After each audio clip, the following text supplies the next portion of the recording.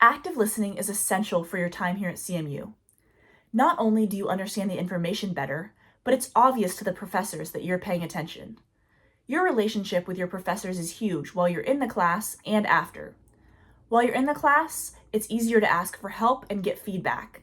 And after you're done, it's easier to ask for letters of recommendation and to get GA positions if the professor knows that you worked hard, tried, and paid attention in their class.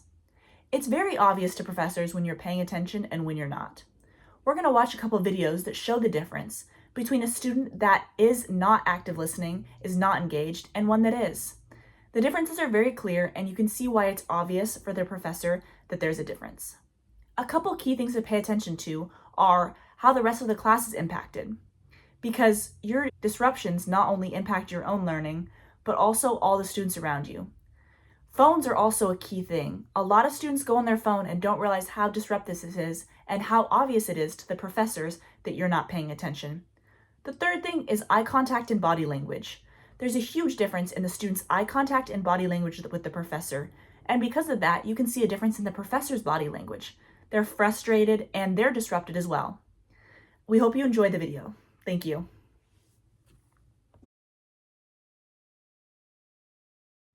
Hi guys, good evening. How are you doing today? I'm good. How are you? Yeah, I'm fine. So, where are you with your project works? Oh, we have some couple of questions and you're Oh, confused with the project. oh, let's clear them up right now. Trying to Figure it out. Yeah, so what are the questions do you have? Can you please raise your hand? I want to know about how many videos like topics. So, it will be based upon the team members. If you have 4 members, you need to make 80 minutes of video as 20 minutes per person each, and you need to sort it out based on your team members. Okay. I do have how many videos we need to do? If we are team member of four members in a team, how many videos we need to make? So 4 members, you need to make 20 minutes each video. And can you please turn off your mobile? Sorry. Yeah. So you need to make 4 to 10 videos. So I think you have 4 members, right? You need to make 5 videos. It should be a good 5. And Yeah. also like should it be like a group video as well or just individual? So I searched better that you guys can do one introduction video for all of members, and you can do separate video as one person, 20 minutes, 20 minutes, 20 minutes. It will be good. It will be doing all the things. In one video, all the people will be standing out there, one there, and all the people. In remaining videos, you will be explaining your information to them. Okay. And I have one more question. And is any asterisk questions we need to choose? Yeah, it's a good question. It's main thing because in a section there will be asterisk question. It's the important one topic in a team. A member should choose an important question, asterisk question. There, you need to perform on it. You need to make a video on it. It's an important thing. Okay. Yeah. And also should it be like from the same section, like the topic? Yeah, you can choose any topic in the same section. It's related to if you choose about the resume writing, you should need to use the another thing how to pay attention to the professors in the class, how to ask for the stuff with the lecturers. You can choose the same topics. You can. Okay.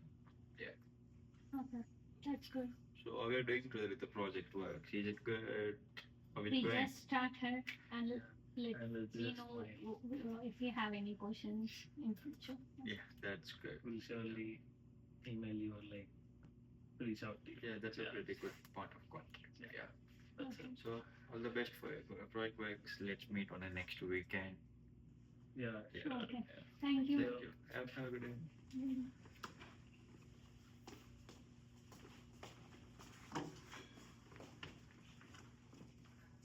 Hey, Professor. I was wondering if you read your letter of recommendation. Letter of recommendation? Yeah. Oh, sorry, Natalie. I can't provide a letter of recommendation right now. Why not? Actually, there are some things. You are late to class. You are hearing your phone right now. You are making them noise. I can't get the stuff with you, so I can't provide you a letter of recommendation right now. Fine. Thanks. Thank you. Have a good day.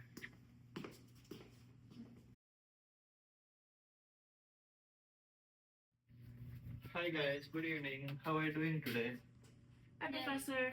Hi, Hello, Professor. hi. We are good. How are you? Yeah, I'm fine. How was your weekend? It's good. It was good. have you went any to other states or any places out of the city? No. Not really. No. Mostly just Yeah. homework. Oh, you guys involved in homework. Yes. Yeah, that sounds good. So let's discuss about the top project topics. Do you guys have any doubts regarding the topic or else any stuff? Yes, we do. We have some doubts. Okay. And some questions. Confused. You guys confused. I got it. So let's raise your hands and let's discuss about the questions. You guys got I have a question about the timing of the video, like for the Okay, you need to know about how many minutes of video you need to do, right? Yeah, I got it. So if you are a group of 4 members, you need to submit of 80 minutes of video, 20 per person. If you choose about the topic resume writing, you need to make a 20 minutes of video. If she chooses about the attention of the person, she need to do a 20 minutes of video. If Natalie chooses the topic of how to write an letter of recommendation, how to ask a recommendation for a person or else any lecture, she need to do a 20 minutes of video. It's an example of a topic, not an actual topics. So this is the actual time frame you guys need to follow. Okay.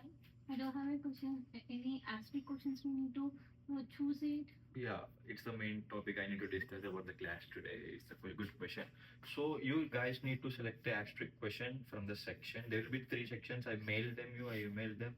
You guys can go and look them. And so you one in the group of 4 members, one team member should choose a one question from it, and she need to present the video. And the remaining 3 members, they can choose any other question in the section and they can perform the video on it. Okay. Yeah, Natalie, go on. How many videos need to be in our project in total? Yeah, there should be 5 to 10 videos in a project of a video. So I suggest you people to do that 4 videos on your one and 1 video as an intro of all the group members. They need to be in the group video. like a group project. Yeah. Group video. Yeah, it's correct. Yeah, okay. That's fine. And Yeah, in future, if we have any questions, we'll let you know and we will mail to you. yeah, that's all. Thank you. And I need to inform you guys about the phases of the project. Okay, so there are more 4 phases included in the project. First phase will be going on to you guys need to get together and you guys need to submit a photo of your group project and in the one. And in the project, you need to gather the information how to do the stuff or the video, and you need to go to the center, career development center or anything, the topics which you choose, and you need to write out all the steps, all the rules which you are following, making a group video. And coming to the second step, you guys need to start filming your videos. So you need to record your videos and you need to start moving out the progress on the project. You need to update it on the Blackboard as every week. So coming to third phase, in the third phase, you guys need to start editing your videos.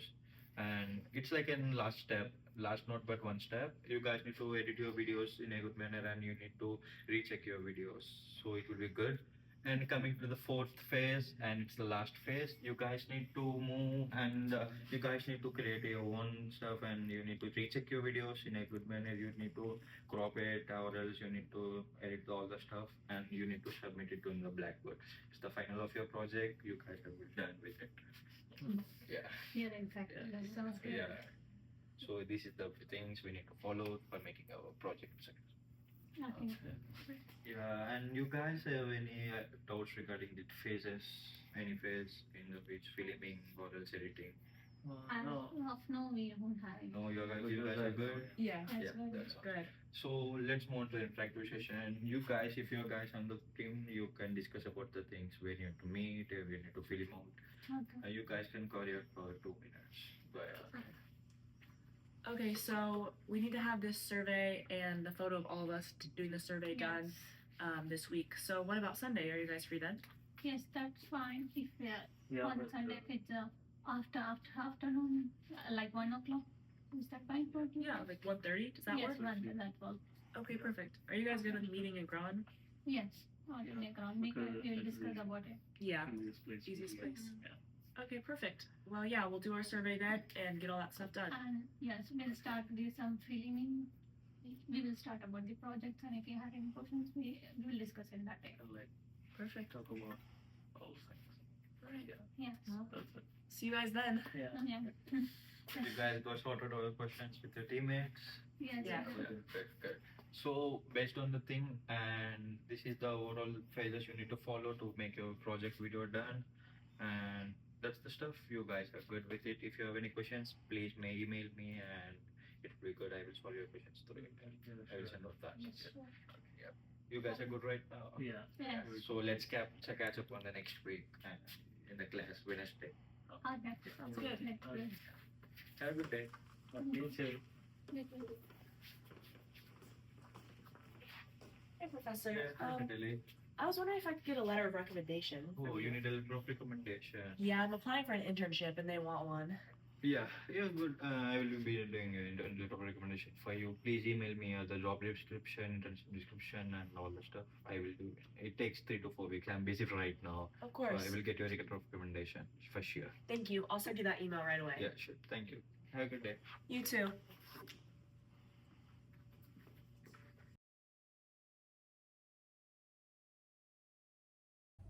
You just watched 2 videos with classroom reenactments. There was professors, teachers, and there was a pretty key difference between the 2 of them. We're going to go over some of the differences and why they're so important. Now, one of the main differences that you probably picked up on is that in the bad example, the student came in late, and in the good example, all the students were on time. Coming in late can be a big disruption to the class and the professor. It often stops the teaching, people are distracted, especially in a small classroom where it's pretty obvious that someone's coming in late. This distracted the professor and the students in the example. Another key difference was the phone. In the good example, the phones were put away and not a distraction so that the students could engage and learn the material. In the bad example, one of the students, me, was on their phone. They were distracted, not paying attention, but also at one point, the phone played noise, which was a distraction that caused the teacher to stop teaching and all the other students to stop learning for a minute. The professor even had to ask the student to turn the volume off. The phones are a huge issue in many classes. Everyone nowadays has smartphones, which are super great for a lot of things, but it's such an easy distraction for most people. It's so easy to go on there, play a game, scroll through social media, and not even realize that you're missing key information from a professor. My advice is when you go into a class, unless otherwise instructed, put your phone away and leave it away for the entirety of the class. Finally, one of the other key differences is that the student was not asking questions. At the end of the lesson, the professor asked if anyone was confused. It was for an important project, so there are bound to be questions, people wanting to get feedback on things, and make sure that they have all the steps completed so that they can complete the project perfectly. But because a student wasn't listening, wasn't paying attention, they didn't know what questions to ask. This harmed them and their group, because later on, they won't know what to do to help their group out. And if it wasn't a group project, then they would be out of luck because they would have no idea how to do the project. Things like this can have a huge impact on your grade. And although you can email a teacher asking for clarification, it's going to be pretty frustrating for teachers to get emails asking for clarification when it was clear that a student was not paying attention when they went over in class, or if the student wasn't there and didn't have a good reason for being absent. At the end of both of these videos, the student asked for a letter of recommendation from the professor. In the good video, the professor was more than happy to give it to them because they were paying attention in class and working hard, and they had a good grade in the class because of these things. In the bad example, the professor kind of thought the question was ridiculous and refused to give one. They didn't feel like they could write a positive letter of recommendation for a student who was never in class or was in class, wasn't paying attention, was on their phone. That's not what people want to write a letter for. And they wouldn't have anything positive to say. In a letter of recommendation, they would put that they're late and don't do their work and aren't engaged. That's not what you want on a letter of recommendation. So in these videos, and the clear difference is shown, we know that we should pay attention, be engaged, be on time, and ask questions. We talked a little bit about active listening in the first video, and then saw an example of it in the good video. We talked about the difference between the positive and the negative video, and why there's such a big difference for you personally and for the class. Now let's dive deeper into what active listening is and why it will help you so much. Active listening is when you hear something and you retain the information. This doesn't just happen by mistake. There is sets of things that will allow you to retain that information. There are a couple main things that we focus on here. One of them is body language. We touched on this a little bit, but it's a very key point, so I'm going to go over it again.